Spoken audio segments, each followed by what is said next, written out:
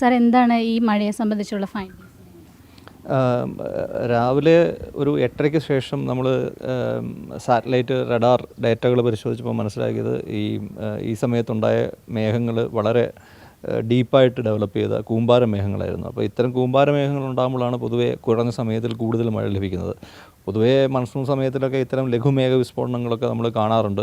പക്ഷേ ഇതിപ്പം pre monsoon ആയിട്ടില്ല. പ്രീ മൺസൂൺ സമയത്ത് സ്വാഭാവികമായിട്ടും കൂമ്പാര മേഘങ്ങൾ തന്നെയാണ് നമ്മുടെ പ്രദേശത്തുണ്ടാകുന്നത്. പക്ഷേ ഇന്ന് സംഭവിച്ചത് ഈ കൂമ്പാര മേഘങ്ങളുടെ രൂപീകരണത്തോടൊപ്പം തന്നെ ഈ റമൽ ചുഴലിക്കാറ്റും അതുപോലെ തന്നെ പസഫിക്കിലെ വേറൊരു ടൈഫോൺ ചുഴലിക്കാറ്റുമുണ്ട്. അപ്പോൾ ഇതിൻ്റെയൊക്കെ പ്രഭാവം കൊണ്ട് നമ്മുടെ പശ്ചിമ തീരത്തുള്ള കാറ്റും കൂടെ ശക്തി പ്രാപിച്ചു. അതുകൊണ്ട് അറബിക്കടലിൻ്റെ സെൻട്രലുണ്ടായിരുന്ന അല്ലെങ്കിൽ ഇക്വറ്റോറിയൽ ഇന്ത്യൻ ഓഷനിലുണ്ടായിരുന്ന വലിയ മേഘക്കൂട്ടങ്ങളെയും നീരാവിയെയും ഈ കാറ്റ് കൂടുതൽ കരയിലേക്ക് വലിച്ചുകൊണ്ട് വന്നു. അപ്പോൾ ഈ വലിയ മേഘരൂപീകരണത്തോടൊപ്പം തന്നെ അത് കുറച്ച് സമയം നീണ്ടു നിൽക്കുന്ന ഒരു സ്ഥിതിയുണ്ടായി.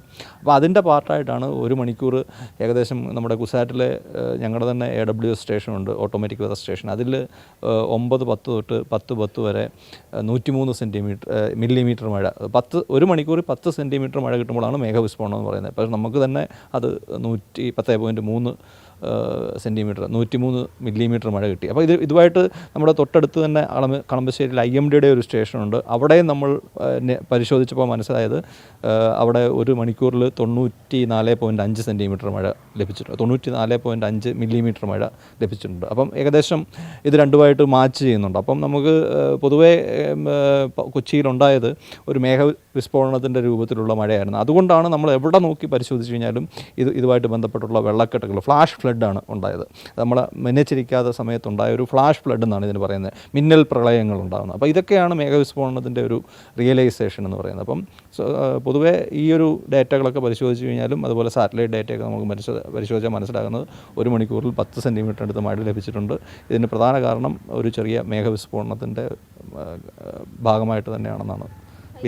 കാറ്റും അതുപോലെ തന്നെ 2 സൈക്ലോൺസും ഉണ്ടല്ലോ, അത് ഇനിയും അടുത്ത ദിവസങ്ങളിൽ എങ്ങനെയായിരിക്കും അതിൻ്റെ?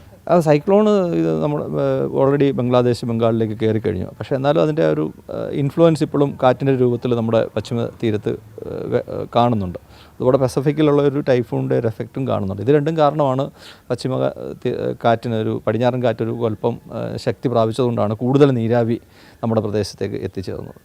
ഇത്തവണത്തെ മൺസൂൺ എങ്ങനെയാണ് നിങ്ങളുടെ എക്സ്പെക്റ്റേഷൻ? വളരെ കേന്ദ്ര കാലാവസ്ഥാ വകുപ്പ് കഴിഞ്ഞ ദിവസം പുറത്തിറക്കിയ ലോങ് റേഞ്ച് പ്രഡിക്ഷനിൽ, ദീർഘകാല പ്രഡിക്ഷനിൽ അവർ പറയുന്നത് പൊതുവേ സീസണിൽ 106% ഇന്ത്യ മുഴുവൻ പ്രതീക്ഷിക്കുന്നത്. എന്ന് പറഞ്ഞു കഴിഞ്ഞാൽ ശരാശരിയിൽ കൂടുതൽ മഴയാണ് പ്രതീക്ഷിക്കുന്നത്. ഒരു അസ്വാഭാവിക മഴയല്ല, ശരാശരിയേക്കാളിലും കൂടുതൽ മഴയാണ് പ്രതീക്ഷിക്കുന്നത്. അപ്പം പൊതുവേ ജൂൺ മാസത്തിലും ശരാശരിയിൽ കൂടുതൽ മഴയാണ് ജൂൺ മാസത്തിനു വേണ്ടി പ്രവചിക്കുന്നത്. അപ്പം പ്രീ മൺസൂൺ മഴ ഇത്രയും കൂടി നിൽക്കുന്ന അവസരത്തിൽ ജൂണിലൂടെ നമുക്ക് നല്ല മഴ കിട്ടുമ്പോൾ അത് കൂടുതൽ ഇത്തരം ചെറിയ വെള്ളപ്പൊക്കങ്ങളും വെള്ളക്കെട്ടുകളും ഒക്കെ ഉണ്ടാകാനുള്ള സാഹചര്യം കൂടുതൽ വർദ്ധിപ്പിക്കും എന്നുള്ളതാണ്. സാർ, ക്വസ്റ്റ്യൻ കൂടെ, രാവിലെ നമ്മളുണ്ടായ ഒരു പ്രതിഭാസം ഉണ്ടല്ലോ, അത് ഇന്ന് വീണ്ടും ഉണ്ടാകാനുള്ളൊരു സാധ്യതയുണ്ട്?